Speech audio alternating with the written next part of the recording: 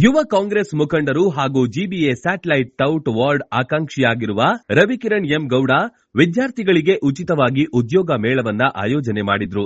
ಇದರ ಸದುಪಯೋಗವನ್ನ ನೂರಾರು ವಿದ್ಯಾರ್ಥಿಗಳು ಪಡೆದುಕೊಂಡ್ರು. ಸರ್ಕಾರಿ ಕಾಲೇಜುಗಳಿಗೆ ಭೇಟಿ ನೀಡಿ ಅನೇಕ ಸಂಸ್ಥೆಗಳ ಸಹಯೋಗದೊಂದಿಗೆ ಈ ಕಾರ್ಯಕ್ರಮವನ್ನು ಆಯೋಜನೆ ಮಾಡಿದ್ರು. ಬಡವರ್ಗದ ಯುವಕರಿಗೆ ಉದ್ಯೋಗ ನೀಡುವಲ್ಲಿ ರವಿಕಿರಣ್ ಎಂ ಗೌಡ ಯಶಸ್ವಿಯಾಗಿದ್ದಾರೆ. ಈ ಉದ್ಯೋಗ ಮೇಳದಲ್ಲಿ ಸುಮಾರು 300ಕ್ಕೂ ಅಧಿಕ ಯುವಕ ಯುವತಿಯರು ಪಾಲ್ಗೊಂಡಿದ್ದು, ಅದರಲ್ಲಿ 70 ಜನರಿಗೆ ಉದ್ಯೋಗಾವಕಾಶ ನೀಡಲಾಗಿದೆ.